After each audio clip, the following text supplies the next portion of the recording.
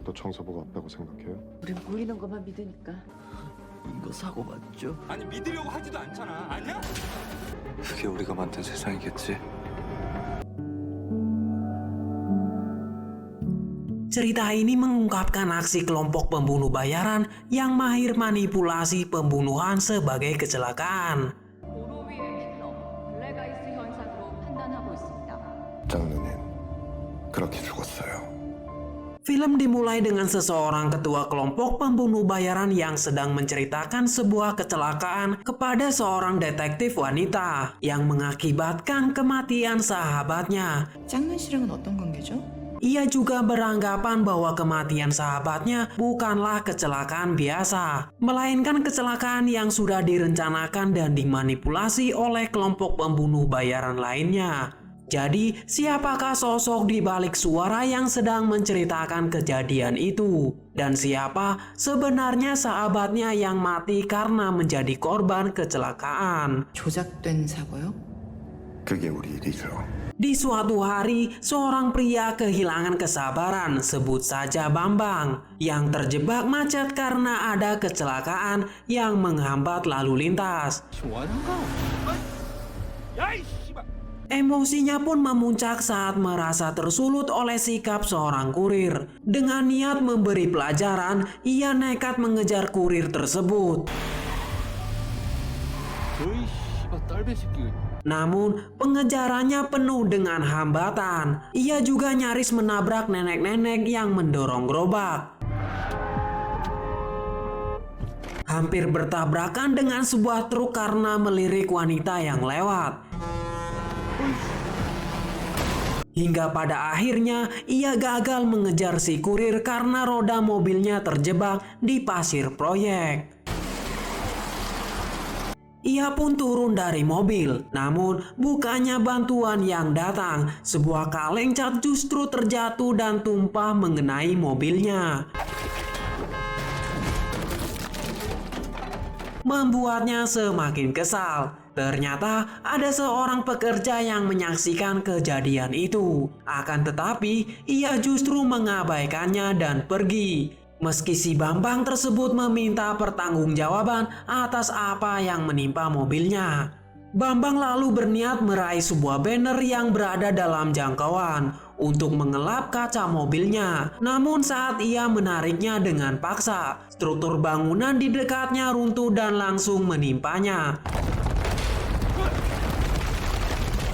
membuat nyawanya tak tertolong. Semua kecelakaan itu ternyata sudah direncanakan dengan cermat oleh seseorang, sebut saja Bejon, sebagai ketua sekaligus otak dari kelompok pembunuh bayaran. Bejon memimpin para pembunuh bayaran untuk mengubah pembunuhan menjadi skenario kecelakaan dengan sempurna. 공사의 방만한 운영과 졸속 공사로 인해 올해만 4번째 사고가 발생했고 Anggotanya diantaranya ada Tuti yang menyamar sebagai pemulung, lalu Udin yang menyamar sebagai wanita seksi, dan Fajar bertindak memancing emosi Bambang sebagai kurir. Kematian Bambang menjadi berita di televisi yang dilaporkan sebagai kecelakaan tragis tanpa ada yang mencurigai rencana di baliknya. 관계자에 따르면 강풍주의보를 무시하고 강행된 공사가 문제였습니다.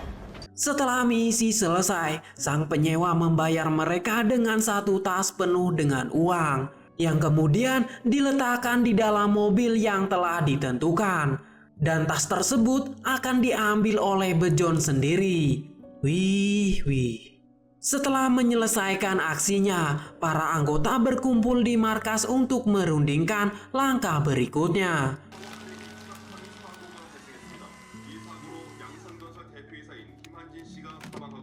Namun suasana mendadak berubah ketika Udin tertegun melihat berita di televisi. Layar menampilkan laporan kecelakaan tragis yang menewaskan Junet, CEO perusahaan konstruksi ternama PT Yongsun, bersama dua bawahannya. 이 사고 이상하지 않아? Kecelakaan itu menarik perhatian mereka, menyisakan pertanyaan besar tentang siapa dalang di balik insiden tersebut. Tetapi bagi mereka kecelakaan tersebut terasa janggal, yang seharusnya semua orang di lokasi kejadian sudah dipastikan tewas. Tetapi anehnya ternyata ada satu orang klien yang selamat. Hal ini membuat mereka mulai mempertanyakan apa yang sebenarnya terjadi. 거기에다가 추가 사망자까지 생겼어. 타겟은 김한진, 의뢰인은 김두진.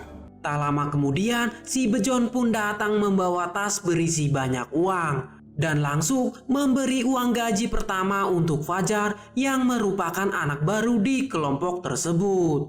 괜찮은 거지? 당연히 괜찮습니다. Bejon meyakinkan rekan-rekannya bahwa pembunuhan Bambang yang mereka lakukan akan ditutup oleh kasus kecelakaan yang baru terjadi. Ia percaya bahwa kecelakaan itu adalah ulah kelompok pembunuh bayaran lain yang dikenal sebagai petugas kebersihan. 그럼 짝눈이 누가 죽였어요?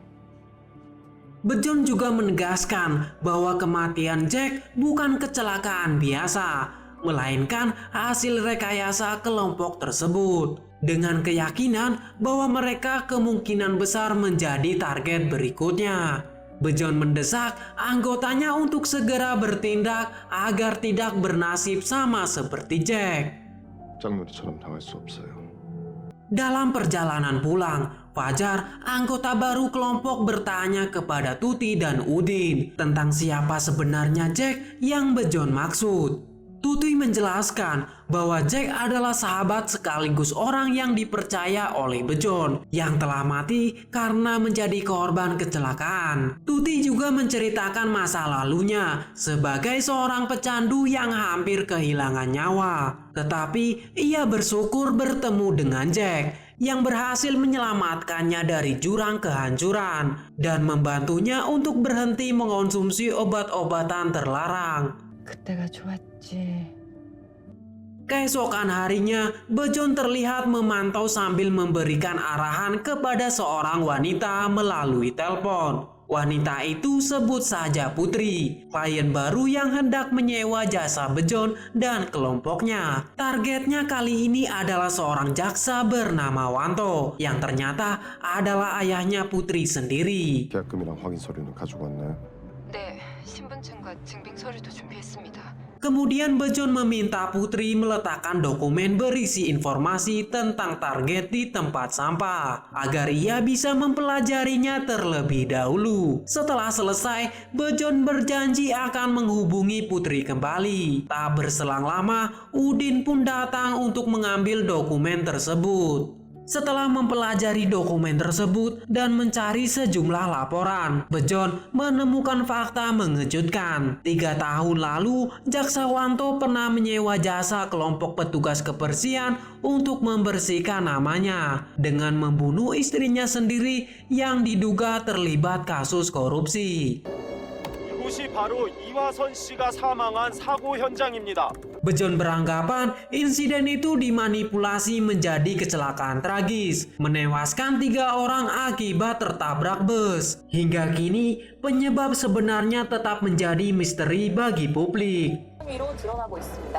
주성직 후보의 자녀 주영선 씨 역시 같은 혐의로 Karena itulah, Putri ingin membalas dendam kepada ayahnya atas kematian ibunya yang terjadi 3 tahun lalu. 이화선 씨 포함 총 3명이 사망하였습니다.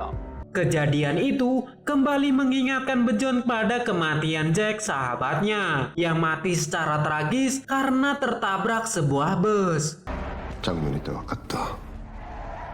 Meski waktu telah berlalu, Bejon masih sulit menerima kepergiannya. Bayang-bayang Jack terus menghantui pikirannya, seolah sahabatnya masih berada di sisinya. 근데 청소부가 우리를 왜 노려? 우릴 노리는 사람이 없다는 게 더 이상하지 않아? Setelah itu, mereka pun berkumpul untuk berdiskusi, merancang skenario pembunuhan yang akan mereka lakukan terhadap Jaksa Wanto. Berbagai ide diajukan, termasuk skenario kecelakaan mobil atau insiden lalu lintas. 거리 유지 신경 써. 네, 명심하겠습니다. Namun, Bejon tidak setuju menolak rencana itu. menganggapnya terlalu berisiko dan bisa membahayakan keselamatan rekan-rekannya. Setelah mempertimbangkan berbagai opsi, mereka akhirnya sepakat untuk menjalankan skenario kematian akibat tersengat arus listrik yang dinilai lebih aman dan tetap terlihat seperti kecelakaan. 좀 더 고민해보죠. Mereka mulai melancarkan aksinya saat hujan mulai turun. Masing-masing menjalankan perannya dengan cermat. Fajar menyamar sebagai seorang reporter, bergabung di tengah kerumunan wartawan yang memadati lokasi. Ketika Jaksa Wanto keluar dari gedung, suasana semakin ramai dengan kilatan kamera dari para reporter. Akan tetapi, sebuah hal tak terduga terjadi. Tuti tiba-tiba menghilang dan tidak bisa dihubungi, memicu kekhawatiran di antara anggota kelompok. Meski begitu, mereka memutuskan untuk tetap melanjutkan misi. 계속 진행한다. 월천이 제 기자리 지켜. Pada momen yang telah ditentukan, Fajar memotret dengan cahaya flash yang sangat terang. Kilatan itu berhasil mengalihkan perhatian Putri, membuatnya terganggu dan kehilangan fokus. 지금이야. Akibatnya, Putri secara sengaja melepaskan pegangan pada kursi roda yang ia dorong. Kursi roda yang membawa Jaksa Wanto pun meluncur tanpa kendali, langsung menuju genangan air yang sudah dimanipulasi oleh kelompok tersebut dengan kabel listrik yang dilintasi oleh kabel para reporter.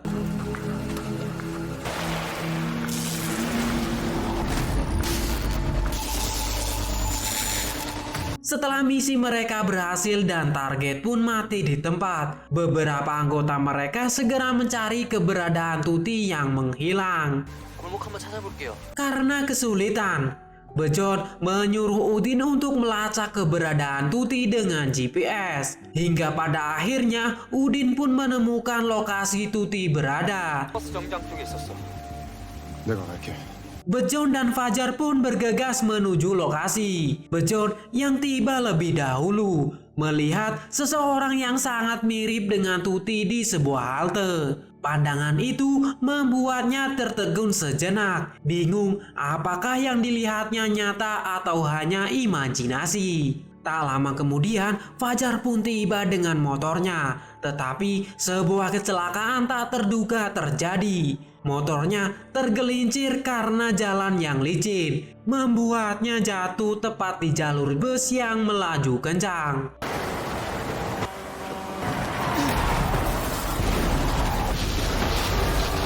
Namun, sosok yang dilihatnya di halte tiba-tiba menghilang, menyisakan pertanyaan besar di benaknya. Apakah itu benar-benar Tuti atau hanya ilusi di tengah kekacauan? Sementara itu, Fajar tewas di tempat. Setelah kejadian itu, Bejon mulai curiga terhadap anggotanya sendiri. Insiden yang menewaskan Fajar terlalu mirip dengan insiden kematian Jack, membuatnya yakin ada mata-mata atau pengkhianat di antara mereka yang bekerja untuk petugas kebersihan. Kecurigaannya semakin kuat karena sebelum kejadian itu Tuti menghilang dan Udin yang sebelumnya juga memberitahu mereka untuk pergi ke halte. Sedangkan Udin justru mencurigai sikap Tuti akhir-akhir ini. Bejon yang tidak ingin terlihat mencurigai anggotanya sendiri, memutuskan memerintahkan untuk berpisah dan istirahat untuk sementara waktu. 우리 내부에서 정보가 흘렀다는 거지. Jadi, siapakah anggota yang berkhianat menurut kalian? Di tempat lain, seorang pria yang sedang melakukan siaran langsung di sebuah platform sebut saja Mamat, mengucapkan terima kasih kepada seseorang yang ia sebut manusia kupu-kupu. Ia mengklaim bahwa berkat sosok itu ia meraih banyak keuntungan, termasuk mempermudah ia untuk memprediksi kematian seseorang, seperti kematian Jaksawanto. 하지만 다 감추고 있어. 이유가 뭘까요? 미디어는 장사기 때문입니다.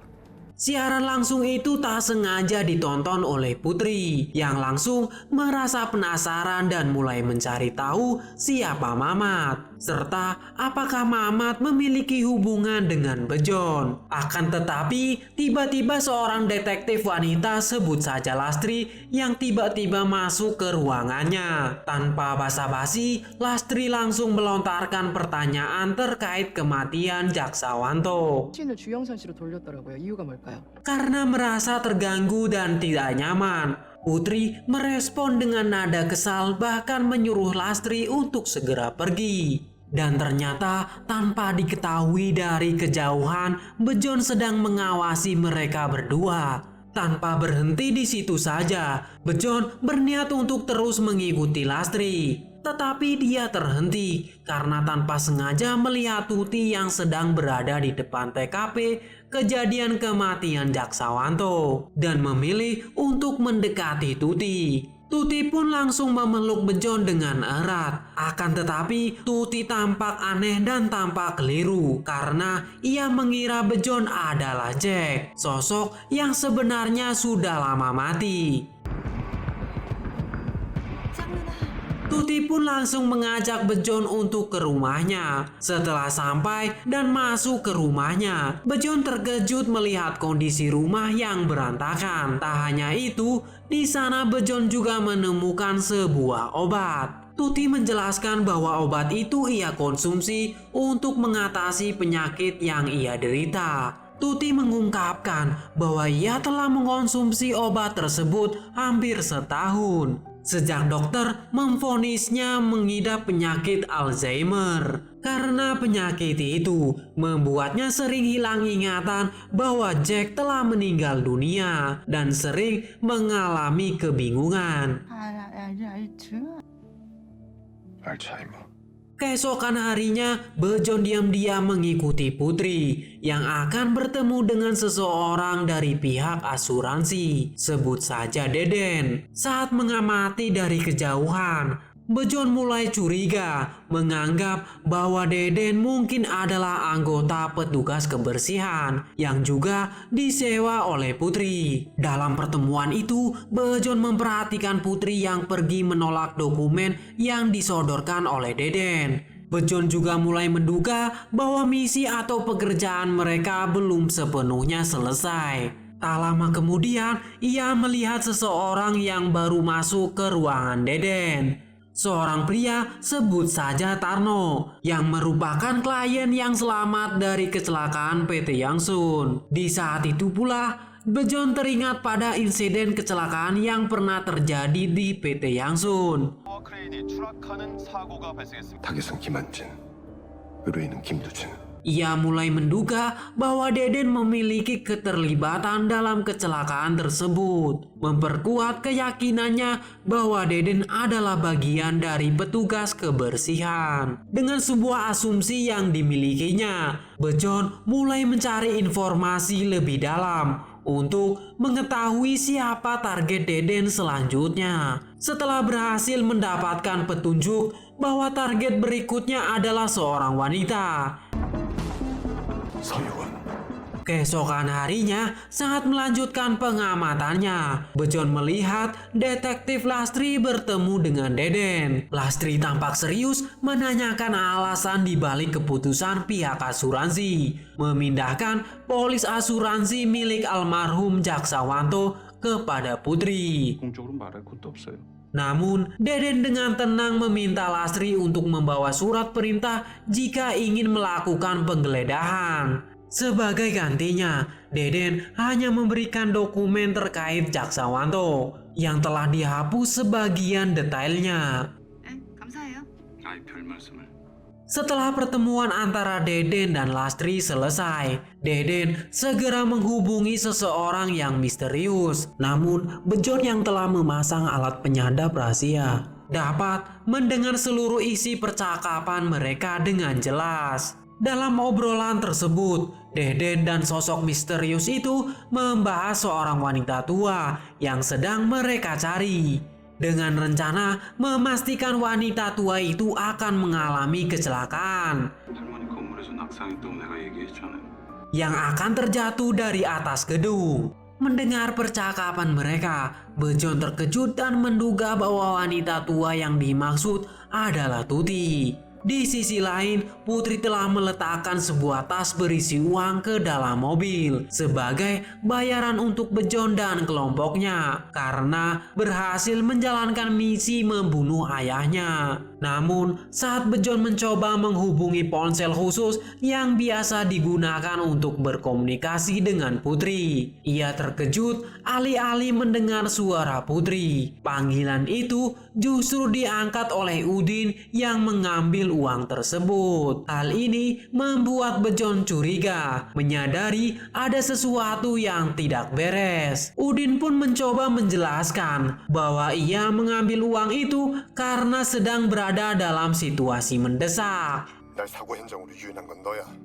Namun, Bejon tetap tidak percaya dan menuduh Udin sebagai mata-mata yang bekerja untuk petugas kebersihan. Tuduhan itu membuat Udin tersinggung. Ia dengan tegas menepis kecurigaan Bejon, menganggap semua ini hanyalah kesalahpahaman. Namun, perdebatan mereka semakin memanas, terutama saat Udin tanpa sengaja membahas kematian Jack. 너 씨발 사람을 존나 미치게 해, 알아? Hal itu memicu kemarahan Bejon hingga situasi menjadi tak terkendali. Tanpa sengaja, Bejon menekan tombol sebuah sistem. Tombol sprinkler pemadam kebakaran di dekat sana. Air bertekanan tinggi tiba-tiba menyembur deras, langsung menghantam Udin dengan kekuatan mematikan. Dan mengakibatkan Udin mati di tempat. Bejon pun bergegas pergi meninggalkan Udin begitu saja. Sebuah kejadian tak terduga terjadi. Putri terjatuh dari gedung dan mati di depannya. Tak berselang lama, Bejon mendapat kabar melalui telepon dari Tuti yang mengabarkan bahwa salah satu petugas kebersihan sedang berada di dekatnya. 누가 찾아온 것 같다. Mengetahui hal itu, Bejon segera pergi untuk menemui Tuti. Namun naasnya Bejon terlambat menolong Tuti yang sudah mati. Dievakuasi oleh polisi yang dinyatakan karena melompat dari sebuah gedung. Kejadian itu membuat Bejon teringat sebuah ucapan Deden yang mengatakan bahwa wanita tua itu akan segera terjatuh dari gedung. 할머니 건물에서 낙상했다고 내가 얘기했잖아요. Membuat Bejon semakin yakin bahwa Deden adalah salah satu anggota petugas kebersihan dan menganggap ia akan menjadi target selanjutnya. Bejon pun memutuskan untuk pulang ke penginapannya untuk memikirkan sebuah rencana. Akan tetapi, situasi mengejutkan yang terjadi di sana. Ada beberapa polisi yang telah selesai melakukan olah TKP karena kamar sebelahnya mengalami perampokan. 신분증 확인 좀 하겠습니다. Setelah masuk ke kamarnya, emosi Bejon tak bisa dikendalikan untuk melakukan aksi balas dendam. Beralih ke tempat berbeda, Mamat, seorang konten kreator penuh akal yang memiliki misi berani. Dengan menyamar, ia menyelinap masuk ke dalam gedung stasiun televisi dan berhasil mengambil alih sistem siaran langsung stasiun TV tersebut. 기부했다는 내용. 모습엔 보고 있냐? Ia muncul di layar dengan wajah penuh percaya diri. Mamat mengungkapkan identitas siapa sebenarnya manusia kupu-kupu yang sering ia sebut selama ini. Sedangkan Bejon sudah selesai mempersiapkan rencana untuk balas dendam kepada Deden yang ia anggap sebagai petugas kebersihan. Akan tetapi Bejon tak menduga dan dibuat bingung saat Mamat menunjukkan foto-foto dirinya di televisi yang mengungkapkan manusia kupu-kupu yang dia maksud adalah Bejon. Tindakan Mamat membuat Bejon baru menyadari bahwa ia telah melakukan kesalahan karena menuduh Deden sebagai petugas kebersihan. yang kenyataannya Deden hanyalah pegawai asuransi biasa yang sedang menemui kliennya yang merupakan seorang reporter. 서유원 도둑 기자. Menyadari hal itu, Bejon segera bertindak untuk mencoba menyelamatkan Deden dari skenario kecelakaan yang telah ia buat. Tapi sayangnya Bejon terlambat dan kecelakaan pun terjadi dengan seketika. Kejadian itu membuat Bejon sadar merasa bersalah, sehingga memutuskan datang menemui detektif Lastri untuk menceritakan semua yang telah ia lakukan. 아직도 청소부가 없다고 생각해요? 우린 보이는 것만 믿으니까.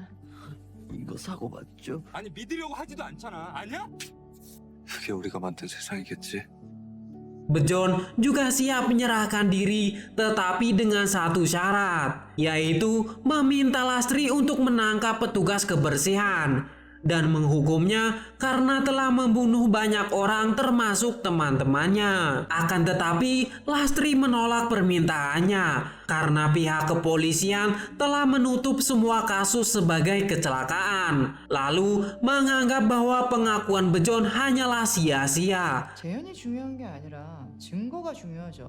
Karena kasus kejahatan harus memiliki bukti yang kuat. Lastri kemudian mengungkapkan bahwa alat penyadap yang berada di rumah Jack dan yang digunakan Bejon sebenarnya adalah miliknya. 사무실에서 도청 장치를 찾았어. Ia memanfaatkan Bejon sebagai mata-mata untuk memantau kelompoknya sendiri dan mengumpulkan informasi sehingga ia dengan mudah menjatuhkan hukuman kematian kepada anggota kelompoknya yang dianggap berbahaya.